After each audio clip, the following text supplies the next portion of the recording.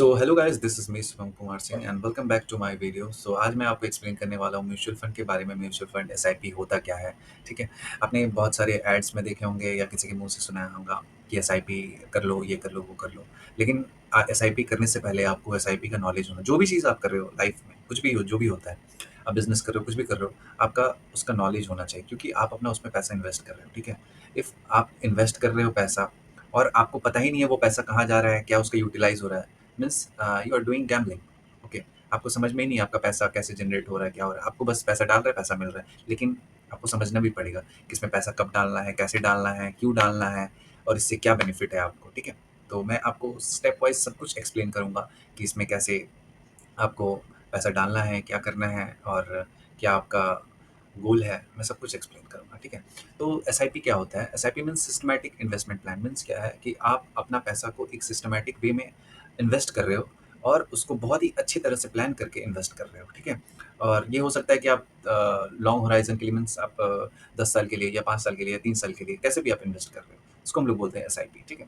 SIP दो तरीके से हम लोग देखते हैं। एक होता है जो आप लोग मंथली इन्वेस्ट करते हैं, जैसे हम लोग मंथली 5000, 100 रुपये से स्टार्ट होने लगा है। 100 से 500, 200, 300, 400, आपको जितना आपका कैपेसिटी है आप कर सकते हो। ठीक है। तो आप इसमें इन्वेस्ट कर सकते हो। ठीक है। और एक होता है लमसम। लमसम मीन्स क्या, आपके पास एक ही बार आया कहीं से 10 लाख, 12 लाख, तो आप उसमें इन्वेस्ट कर दिए। ठीक है। उसको हम लोग बोलते हैं लमसम। अब हम लोग ये समझते हैं कि इसको हम लोग इन्वेस्ट कैसे करते हैं। तो जो भी हम लोग जैसे सिप भी कर रहे हैं और लमसम भी कर रहे हैं, तो इसको हम लोग इन्वेस्ट कहाँ करते हैं? या तो लार्ज कैप, या तो मिड कैप, या तो स्मॉल कैप, या तो फ्लेक्सी कैप फंड। मतलब ये काइंड ऑफ फंड है, जो जो फंड मैनेजर्स होते हैं वो इसको मैनेज करते हैं। ठीक है।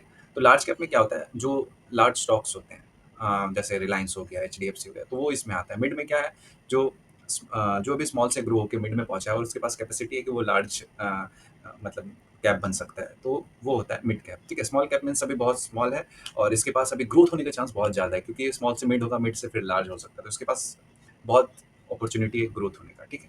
जो ऑलरेडी लार्ज हो गया वो कितना ही लार्ज होगा। ठीक है। लेकिन इसके पास एक्सपेंशन होने का बहुत स्पेस है। फ्लेक्सी कैप फंड क्या होता है? मीन्स ये लार्ज में कैप में भी इन्वेस्टेड है, मिड में भी है, स्मॉल में भी है। ठीक है। तो ये तीनों का मिक्सचर है फ्लेक्सी। और भी बहुत सारा फंड होता है। ठीक है। लेकिन ये चार इंपॉर्टेंट है। ठीक है। तो ये मैंने आपको एक्सप्लेन किया what is SIP and what is mutual fund, और कौन कौन सारे फंड्स होते हैं, मैं अब आपको एक्सप्लेन किया। अब मैं आपको एक्सप्लेन करूंगा कि आपको एसआईपी क्यों करना चाहिए या लमसम क्यों करना चाहिए। ठीक है। और क्यों नहीं करना चाहिए वो भी मैं आपको बताऊंगा। ठीक है। सो जैसा कि आप देख सकते हैं। ठीक है। एसआईपी को आप हर मंथ इन्वेस्ट कर सकते हैं। जैसे आपके पास 1000 रुपये है, ठीक है, 2000 है, आप इन्वेस्ट करो। ठीक है। 5000 है, आप इन्वेस्ट करो। मीन्स क्या होगा, आपके पास एक ये हो गया, एक रूटीन हो गया, एक टाइम टेबल हो गया, आपका हैबिट हो गया कि हाँ मैं इन्वेस्ट कर रहा हूँ फिक्स्ड। मतलब क्या है ये, आपका एक एक स्मॉल अमाउंट है जो छोटा छोटा अमाउंट करके आप डिपॉजिट करें और कब वो ग्रो हो जाएगा आपको समझ में नहीं आएगा। ठीक है। लमसम में क्या है, आपको कैपिटल रिक्वायरमेंट ज़्यादा है, मीन्स आप एक बार में आपके पास 10 लाख, 12 लाख या 1 लाख, इस ऐसा होना चाहिए, तो आप उसमें इन्वेस्ट कर सकते हो। ठीक है।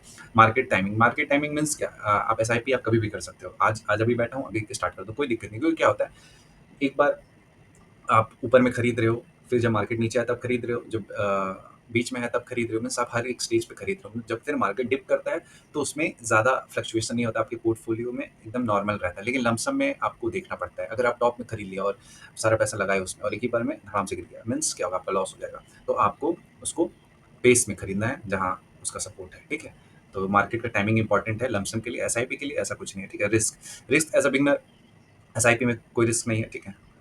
एज अ बिगनर आप आ रहे हो, आप स्टार्ट कर रहे हो, तो 2-3 साल आपको देखना नहीं है। ठीक है। क्योंकि आपका अगर हॉराइजन लंबा है 4-5 साल के लिए, तो फिर कोई रिस्क नहीं, क्योंकि वो एवरेज होते जाता है प्राइस।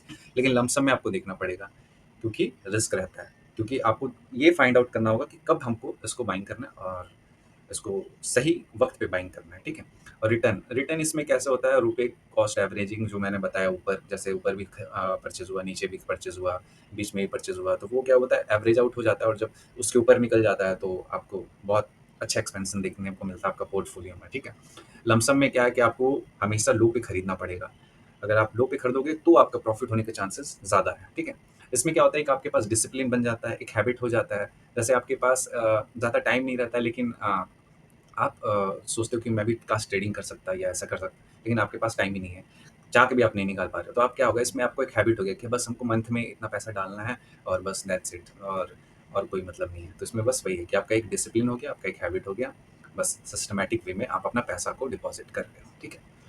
तो ये था एसआईपी और लमसम हम लोग को क्यों करना चाहिए। तो अब मैं आपको एक्सप्लेन करूँगा मतलब अपने फ़ोन में कि कैसे-कैसे हम लोग को सारे फंड्स को देखना है, उसमें क्या-क्या चीज़ें में हमको देखना है, क्या चीज़ हम लोग को अवॉइड करना है, क्या चीज़ देखना है, सब कुछ ए टू ज़ेड और स्टेप वाइज़ मैं एक्सप्लेन करूँगा, ठीक है? और एंड में मैं आपको एक्सप्लेन करूँगा कि कैसे हम लोग जो भी एसआईपी कर रहे हैं 1000 या 2000 या जितना भी कर रहे हैं, उसको हम लोग कैसे कैलकुलेट करेंगे, ठीक है? कि 5 साल में क्या रिटर्न मिलेगा, 10 साल में क्या रिटर्न मिलेगा, 5 साल में या जितना भी है 15 ईयर्स में। तो मैं वो पूरा कैलकुलेट करके आपको प्रोसेस वाइज़ दिखाऊँगा, ठीक है?